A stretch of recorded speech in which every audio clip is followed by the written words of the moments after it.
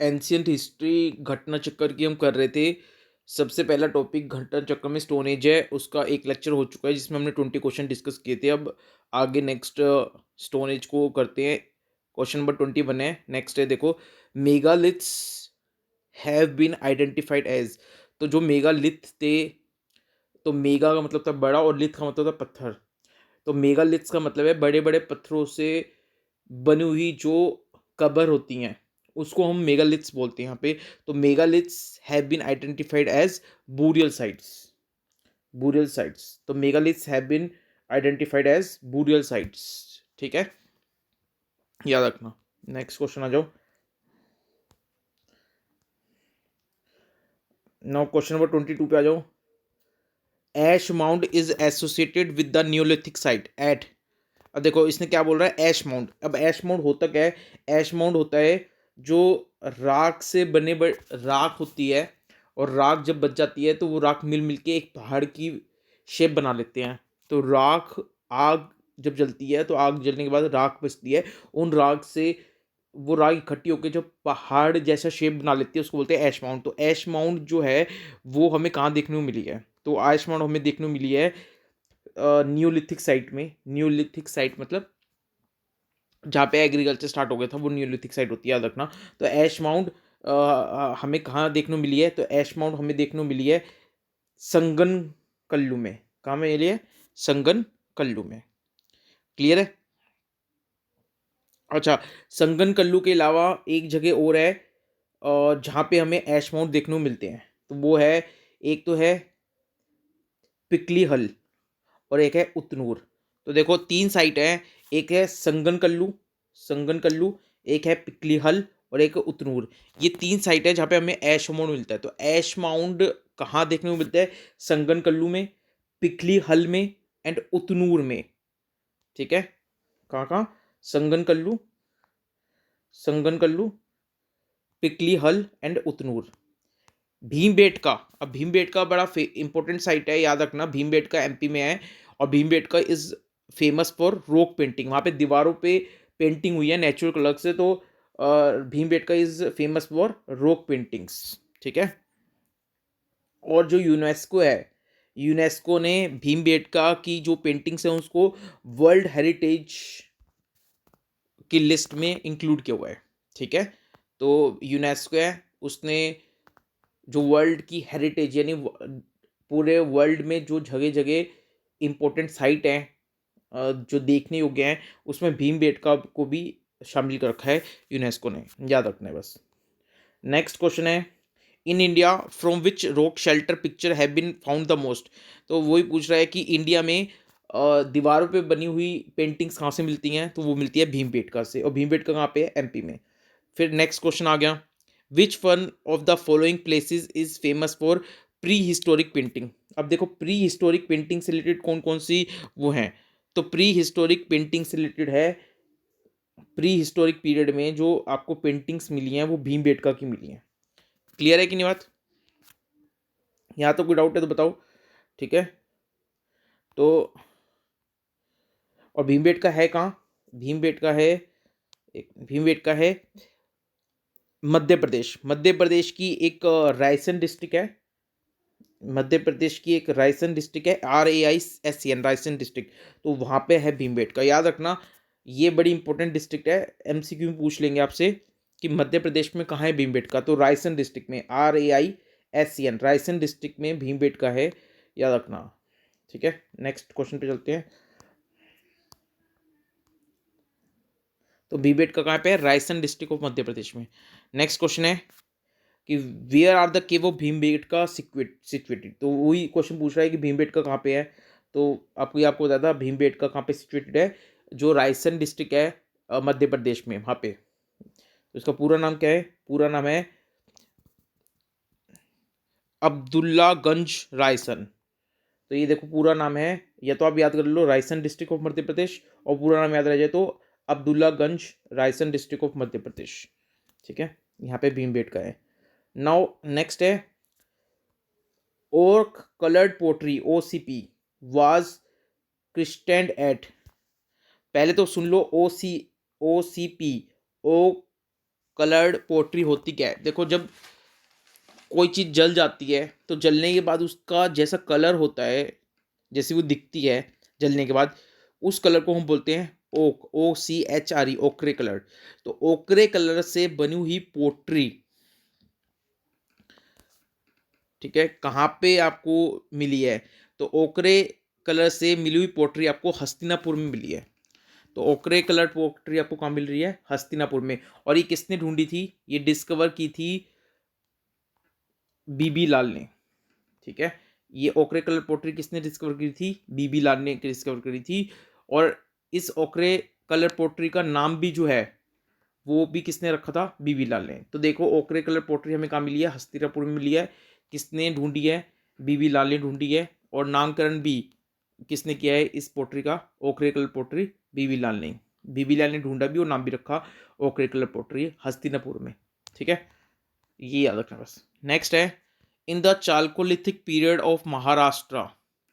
अब जो Chalcolithic period है, चालकोलिथिक पीरियड में आपको पता है स्टोन के साथ साथ कॉपर का यूज होने भी शुरू हो गया था चालकोलिथिक पीरियड में। तो जो चालकोलिथिक पीरियड है उसमें जो महाराष्ट्र के लोग थे वो डेड बॉडी को दफनाते थे अपने हाउस के नीचे। उनका मानना था कि मरने के बाद आदमी का दोबारा जन्म होता है, इसलिए वो अपने घर के अंदर ही आदमी को दफनाते थे। तो जो महाराष्ट्र है, महाराष्ट्र में और चालकोलिथिक पीरियड में महाराष्ट्र लोग जो डेड बॉडी को दफनाते थे वो कौन सी पोजीशन में दफनाते थे? तो वो दफनाते थे नॉर्थ टू साउथ पोजीशन, याद रहेगा, नॉर्थ टू साउथ पोजीशन, यानी नॉर्थ में सिर होता था और साउथ में पैर होते थे। तो महाराष्ट्र के लोग चालकोलिथिक पीरियड में आदमियों को अपने हाउसेस में दफनाते थे इस बिलीफ पे कि उनका दोबारा जन्म होगा, और सिर होता था नॉर्थ की तरफ और साउथ में होते थे पैर, ठीक है। इसको बोलते हैं जोरे कल्चर। क्या बोलते हैं इसको? जोरवे कल्चर, याद रखना। ये महाराष्ट्र के लोग जो हैं, जो नॉर्थ से साउथ पोजीशन में दफनाते थे, इसको वो क्या बोलते हैं? Jorwe culture, JORWE, Jorwe culture. तो अपने हाउस के अंदर ही नॉर्थ टू साउथ पोजीशन में दफनाते थे जोरवे कल्चर के लोग महाराष्ट्र में। Which of the following site has which of the following site has yielded skeleton of the dog along with the human skeleton in burial? अब देखो, ऐसी कौन सी साइट है जहां पे आपको इंसान की कब्र में उसके डॉग की कब्र भी मिली है? मतलब सेम कब्र है, सेम कब्र में इंसान को भी दफनाया गया है और उसके साथ उसके पालतू कुत्ते को भी दफनाया गया है। तो ऐसी कौन सी जगह है जहाँ पे मालिक के साथ, मास्टर के साथ उसके कुत्ते को दफनाया जाता था? तो यह है बुरजा होम। तो जम्मू कश्मीर में है बुरजा होम। तो ये बुरजा होम बड़ी इंपॉर्टेंट साइट है जहाँ पे कुत्ते को उसके मास्टर के साथ में दफनाया जाता था सेम कब्र में, ये बुरजा होम में, ठीक है।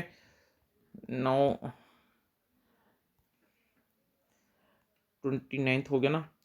अब 30 क्वेश्चन पे आ जाओ।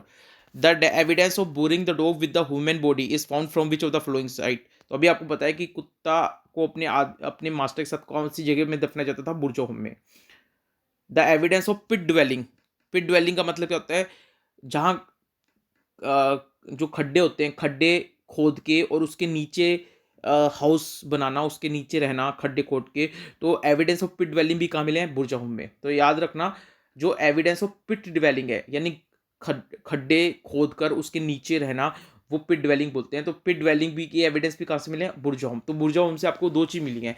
बुरजा होम से ही आपको ये पता लगा कि कुत्तों को अपने मालिक के साथ दफनाया जाता था, और बुरजा होम से भी पता लगा कि खड्डे खोद खोद के उसके नीचे रहते थे लोग, पिट ड्वेलिंग के एविडेंस मिले हैं, ठीक है। अब आ जाओ 32 में। From from which rock shelter of Vindhyas a maximum number of human skeleton have been found? ठीक है, तो वो पूछ रहा है कि कौन सी विंध्यास में कौन सी रॉक शेल्टर है, ठीक है, यानी कौन सी दीवार ऐसी है, रॉक शेल्टर है विंध्यास में जहां पे आपको maximum number of human skeleton मिले हैं। तो विंध्यास में ऐसी कौन सी जगह है? तो विंध्यास रेंज सुनी होगी ना, हिमालय है, विंध्यास है। तो जैसे हिमालय वैसे विंध्यास है। तो विंध्यास जो है वहां पर विंध्यास के अंदर कौन सी ऐसी साइट है जहाँ पे maximum number of human skeleton मिले हैं? तो वो है लेक हिया, लेखिया, LEKHAHIA। देख लो कैसे प्रोनाउंस करते हैं, लेख हिया, लेक हिया, LEKHAHIA। AHIA, लेखिया। तो आपको लेखिया लेखिया को याद रखना है। लेखिया क्या चीज़ है? जहाँ विंध्यास में है लेखिया, और वहाँ पे maximum number of human skeleton मिले हैं। और ये बात हमें पता कैसे लगी है? ये बात हमें पता लगी है डॉक्टर जयनारायण पांडे की एक बुक है पुरातत्व विमर्श। तो पुरातत्व विमर्श में जे एन पांडे ने लिखी है, उसमें हमें पता लगा है कि ये जो लेखिया है, यहाँ पे maximum number of human skeleton मिले हैं। और डॉक्टर जयनारायण पांडे ने जो पुरातत्व विमर्श लिखी है, यहाँ से पता लगा है कि हमने लेखिया में 17 ह्यूमन स्केलेटन मिले हैं हमें। ठीक है। और एक और है जोहन आर लुकास। तो जो जोहन आर लुकास है यूएसए का, इसने भी बताया है कि जो लेखैया जगह है, यहाँ पे maximum number of human skeleton मिले हैं। और इन्होंने कहा है कि 17 नहीं 27 ह्यूमन स्केलेटन मिले हैं। यानी इसका मतलब है कि जो पहले तो क्वेश्चन दोबारा देख लो, क्वेश्चन क्या था? क्वेश्चन ये पूछा था आपसे कि जो विंध्यास है उसमें कौन सी ऐसी जगह है जहाँ पे maximum number of human skeleton मिले हैं, यानी maximum number of human skeleton मतलब इंसानों की बॉडी मिली है, स्केलेटल मिले हैं, वो कौन सी जगह है? तो वो लिखिया है, LEKHAHIA, लिखिया। लेकिन अब ये पता कैसे लगा है? तो ये पता लगा है, एक तो जो डॉक्टर जयनारायण पांडे है, उनकी एक बुक है पूरा तत्व विमर्श, उससे पता लगा हमें। ठीक है। ये कहते हैं कि 17 ह्यूमन स्केलेटन मिले हैं लेखिया से। और एक जॉन आर लुकास है यूएसए के, इन्होंने कहा है 17 नहीं 27 ह्यूमन स्केलेटन मिले हैं हम लेखिया से। तो एक कहने मतलब है maximum number of human skeleton हमें लेखिया से मिले हैं। डॉक्टर जयनारायण पांडे ने पूरा तत्व विमर्श में बताया 17 मिले हैं वहाँ से लेखिया से ह्यूमन स्केलेटन। और जॉन आर लुकास ने बताया कि हमें 27 ह्यूमन स्केलेटन मिले हैं लेखिया से। ठीक है। बस यहाँ पे थोड़ी सी कॉन्ट्रडिक्शन है कि बाकी दोनों ये कह रहे हैं कि maximum number of women skeleton वाली साइड कौन सी है? लिखिया। विच ऑफ दिस डिपार्टमेंट और ministry deal with the archaeological survey of India as an accessory office? तो देखो, जो आर्कियोलॉजिकल सर्वे ऑफ इंडिया है, तो जो पुरानी चीज़ें मिलती हैं उनको हम बोलते हैं आर्कियोलॉजिकल कलेक्शन। तो वो जो आर्कियोलॉजिकल कलेक्शन मिली हमें, पुरानी चीज़ें मिली हैं, तो उसकी देखभाल के लिए इंडिया में एक ऑर्गेनाइजेशन है, उसका नाम है archaeological survey of India, ASI। Archaeological survey of India, ASI। ये जो आर्कियोलॉजिकल सर्वे ऑफ इंडिया, ये कौन सी मिनिस्ट्री के अंदर आता है? तो ये आता है मिनिस्ट्री ऑफ कल्चर। ठीक है।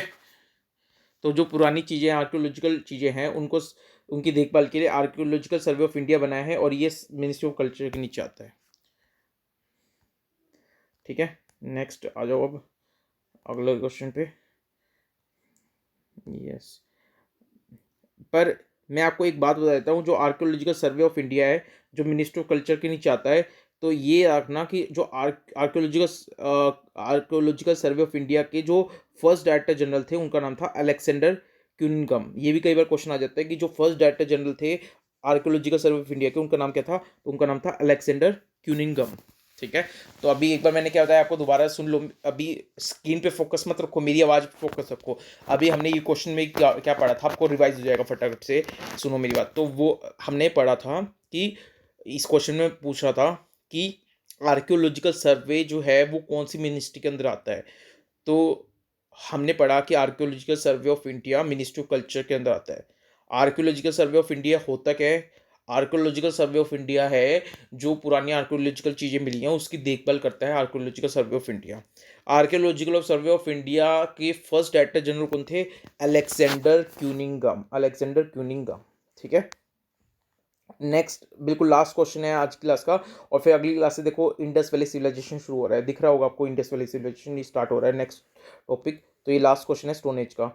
तो where is national human museum situated? तो नेशनल ह्यूमन म्यूजियम कहाँ पे है? याद रख लो, नेशनल ह्यूमन म्यूजियम कहाँ पे है? तो नेशनल ह्यूमन म्यूजियम है भोपाल में। तो MP में भोपाल में नेशनल ह्यूमन म्यूजियम है।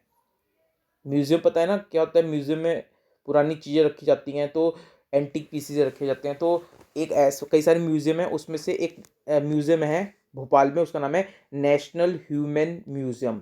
National human museum. ये जो नेशनल ह्यूमन म्यूजियम है इसका पहले कुछ और नाम था। क्या नाम था देख लेते हैं। सॉरी, ये जो नेशनल ह्यूमन म्यूजियम है इसका पहले नाम नहीं था, इसका बाद में नाम चेंज किया। मतलब ओरिजिनल नेम इसका नेशनल ह्यूमन म्यूजियम ही है, लेकिन बाद में इसका नाम चेंज किया। और बाद में इसका नाम चेंज करके क्या रखा था, इसका नाम चेंज करके रखा गया था Indira Gandhi national human museum. ये जो नेशनल ह्यूमन म्यूजियम है, इस नेशनल ह्यूमन म्यूजियम के आगे बस किसका नाम लग गया था, इंदिरा गांधी का नाम लग गया था। तो जो नेशनल ह्यूमन म्यूजियम है, नेशनल ह्यूमन म्यूजियम के का नाम चेंज करके क्या रख दिया है, Indira Gandhi national human museum रख गया है। और ये कहाँ पे है, भोपाल में है, एमपी के अंदर। ठीक है। और ये जो नेशनल ह्यूमन म्यूजियम है, जिसका बाद में नाम चेंज करके रख दिया गया था Indira Gandhi national human museum, ये भोपाल में है, एमपी के अंदर। और ये भी डिपार्टमेंट ऑफ कल्चर के अंदर आता है म्यूजियम। नाउ अगली क्लास से इंडस वैली सिविलाइजेशन स्टार्ट करेंगे। Thank you so much. Next lecture मिलते हैं। बाय बाय, टेक केयर, पढ़ते रहिए। ठीक है।